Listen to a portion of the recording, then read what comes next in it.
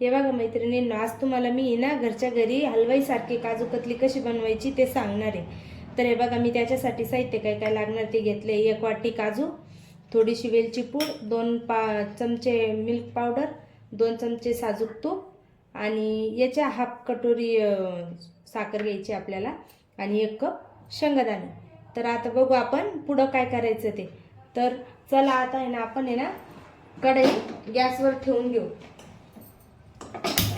कढई आपल्याला तापू द्यायची आणि ती थोडीशी तापली का आणि हे शेंगदाणे ना आपल्याला त्याच्यात भाजून घ्यायचे। आता शेंगदाणे ना आपल्याला जाळायचे नाही, एकदम असे मंद आचेवर त्यांना आपल्याला असं खरपूस भाजून घ्यायचे, जेणेकरून फक्त त्याच्यावरचे साल निघतील। असे जाळून काढायचे नाही येते, नाहीतर आपली काजू कतली ना असं त्याच्यात वास येऊ शकतो जळाल्यासारखा, नाही का शेंगदाणे लागते तसं कडवटपणा हलवत राहायचं आणि एकदम मंद आचेवर आपल्याला ते खरपूस छान त्यांचे साल निघेपर्यंत भाजून घ्यायचे। आता हे शेंगदाणे असे छान मंद गॅसवर भाजून झाले। हे बघा त्याची कशी साल निघती, असे साल निघेपर्यंत आपल्याला ते मंद आचेवर भाजून घ्यायचे। काढून घेऊ, ते तडतडायला पण लागतात जेव्हा भाजून झाले तेव्हा, आणि त्याचे आपोआप 2 भाग होतात। हे बघा, गॅस आता आपण बंद करून देऊया। हे बघा आपले शेंगदाणे किती मस्त भाजून झाले बघा, त्याचे साल निघत आहे। आणि जोपर्यंत ते गरम गरम आहे ना तोपर्यंतच त्यांना असं चोळून घ्यायचं। हे बघा, म्हणजे त्याची साल काढायला आपल्याला ते मग नंतर अवघड जाणार नाही। असे आपल्याला सगळ्या शेंगदाण्याची साल ही काढून घ्यायची। हे बघा मैत्रिणींनो, मी सगळे शेंगदाणे छानपैकी त्यांचे साल काढून घेतले बघा, अजिबात एकाही याला साल राहिलेलं नाही आहे।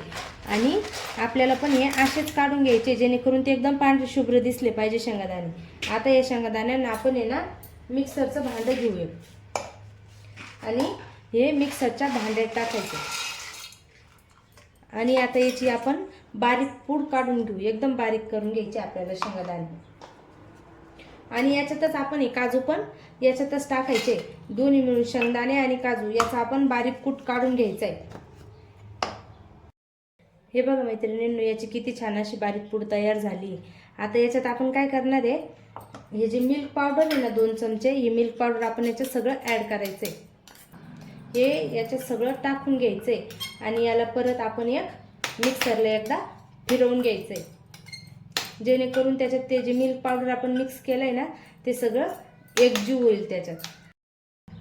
तर हे बघा मैत्रिणींनो, किती छान अशी बारीक पूड तयार झाली याची। आपण आता याला आहे ना एका वाटीत काढून घ्यायचंय। आणि हे बघा, आपण थोडं थोडं करून काढलं ना तर त्याची छान बारीक पूड तयार झाली आहे बघा, एकदम बारीक झालंय ते छान, आपल्याला पाहिजे तसं झालं। तर आता आपण हे सगळं मिश्रण काजू, शेंगदाणे आणि मिल्क पावडर हे सगळं आपण एका डिशमध्ये काढून घेतलंय। हे बघा, आता आपण हे ना परत कढई गॅसवर ठेवून घेतली। कढई आपली तापली चांगली। आता आपण याच्यात काय करणार आहे, ही जी साखर आहे ना घेतलेली, ही साखर आपण कढईत टाकून द्यायची आणि तेवढीच जेवढी साखर घेतली आपण तेवढंच पाणी घ्यायचं आणि त्या साखरेत टाकून द्यायचं। जेवढी साखर घेतली आपण तेवढंच पाणी घ्यायचं मैत्रिणींनो त्याचा पाक करण्यासाठी, आणि त्याला असं हलवत राहायचं। आपल्याला फक्त एक तारी पाक पाहिजे, असा खूप पण नाही, पण साखर विरघळेल आणि नॉर्मल असा नाही का ताट तुटतो तसं फक्त आपल्याला पाक तयार करून घ्यायचा त्याचा। आता आपण याच्यात हे वेलची पावडर पण टाकून द्यायचे आणि त्याला हलवून घ्यायचे चांगलं। पाक झाला का दाखवते मी, त्याला उकळी पण आली बघा। हे बघा मैत्रिणींनो, पाक हा आपल्याला आटू द्यायचा नाहीये आणि त्याला अशा नॉर्मलच्या बुडबुड्या आले का छान असं पाक साखर विरघळून झाल्यावर हे बघा नॉर्मल आपल्याला एक तारे असं चिकटलं पाहिजे फक्त। हे बघा बोटाला नॉर्मल चिकटलं का आपला पाक तयार आहे। साखर विरघळून त्याला फक्त 5 मिनिटं होऊ द्यायचं आहे आणि मग 5 मिनिटं झाले का आपण हे जे मिश्रण काढलं होतं ना गॅस कमी करायचा आणि हळूहळू ते मिश्रण त्याच्यात टाकून घ्यायचं आणि हलवत राहायचं. हे बघा पूर्ण एकजीव करायचं ते, मात्र त्याच्यात गिठुळे होता कामा नये. त्यासाठी गॅस हा मंदच ठेवायचा. बघा त्याला सारखं हलवत राहायचं, त्याच्यात गिठुळे होऊ द्यायच्या नाही. सुरुवातीला ते थोडंसं पातळ दिसतं, पण आपण त्याला जसं जसं ते शिजतं आणि जसं जसं हलवत राहतो ना, तसं तसं त्याला घट्टपणा हा येत जातो. गिठुळे राहता कामा नये.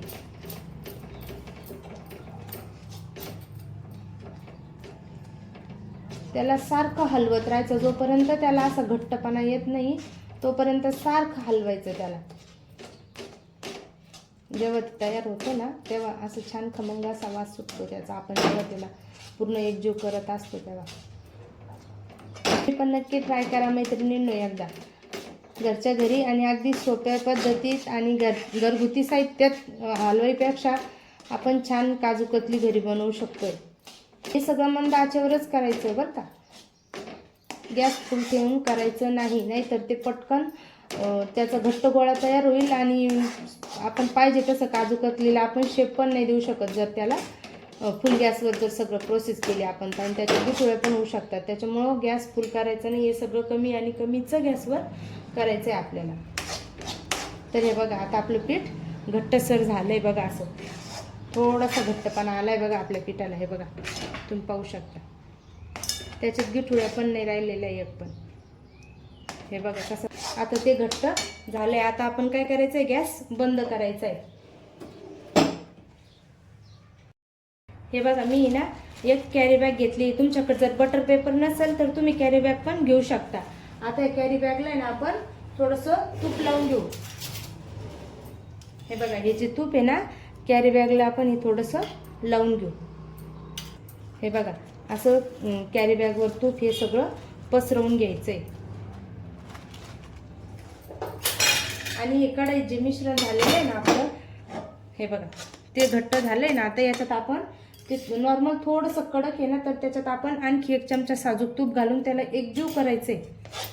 आता त्याला एकजीव करून झालं का, आता हे आपण सगळं कॅरी बॅगवर या तुम्ही तुमच्याकडे बटर पेपर जर अवेलेबल असेल तर तुम्ही बटर पेपरवर टाकू शकता, किंवा हे असं कॅरी बॅग पण घेऊ शकता. आणि हे सगळं मिश्रण हे याच्यावर काढून घ्यायचे. हे बघा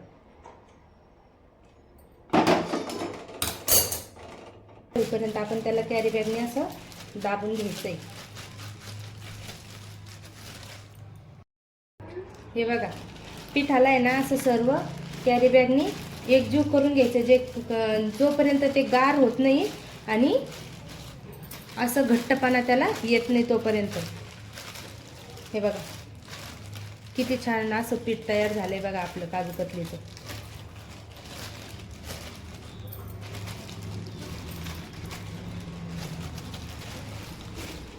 त्याला आता असं आपण एकजीव करून घेऊ. एका ठिकाणी असं त्याचं छान आपण आता मऊ गोळा करून घेऊ. आणि आता त्याच्यावर ही जी अर्धी कॅरी बॅग आहे ना मी ती अशी पसरवली आहे. हे बघा असं चौकोनी त्याचा गोळा आपल्याला करून घ्यायचा आहे. बघा तो परफेक्ट झाला आहे, जेणेकरून तो उलट पालट होतोय आता कॅरी बॅगवर अगदी व्यवस्थितरित्या. हे बघा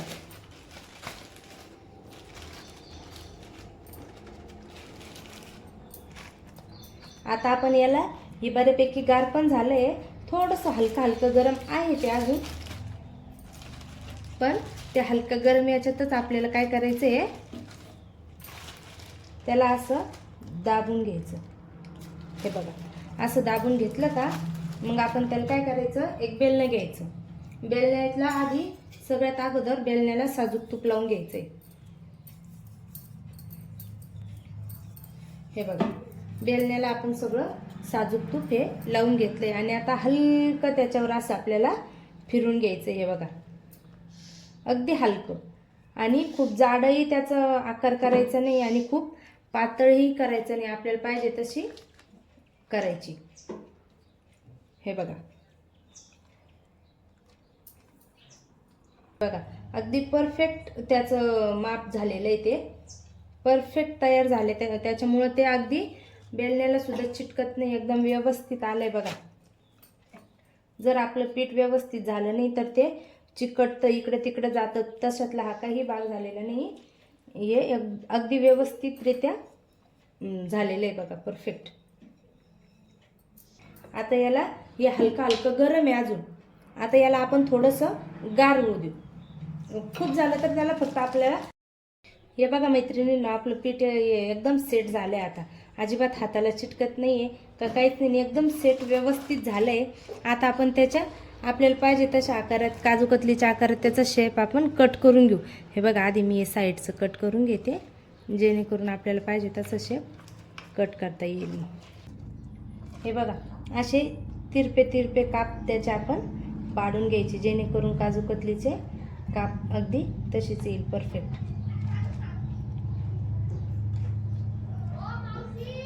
हे बघा, हे बघा मैत्रिणींनो, त्याचे किती सुंदर काप पडले बघा. आपल्याला पाहिजे तशी आपली काजू कतली अगदी रेडी झाली आहे बघा, तुम्ही पाहू शकता. आणि तुम्हाला जर त्याच्यावर सिल्वर कवर लावायचं असेल डिझाईनसाठी तर तुम्ही ते पण वापरू शकता, नसल्यास काहीच हरकत नाही. हे बघा आपली काजू कतली किती छान झाली तयार. हे बघा मैत्रिणींनो, आपली काजू कतली किती सुंदर तयार झाली, एकदम हलवाईसारखी. आपल्याला पाहिजे तशी आपण काजू कतली घरी तयार करू शकतोय बघा. आणि ही रेसिपी तुम्हाला कशी वाटली आम्हाला कमेंटमध्ये नक्की सांगा. आणि आमच्या प्यारी लक्ष्मी अँड फॅमिली या यूट्यूब चॅनलला नक्की लाईक करा, शेअर करा आणि सबस्क्राईब करा मैत्रिणींनो. धन्यवाद.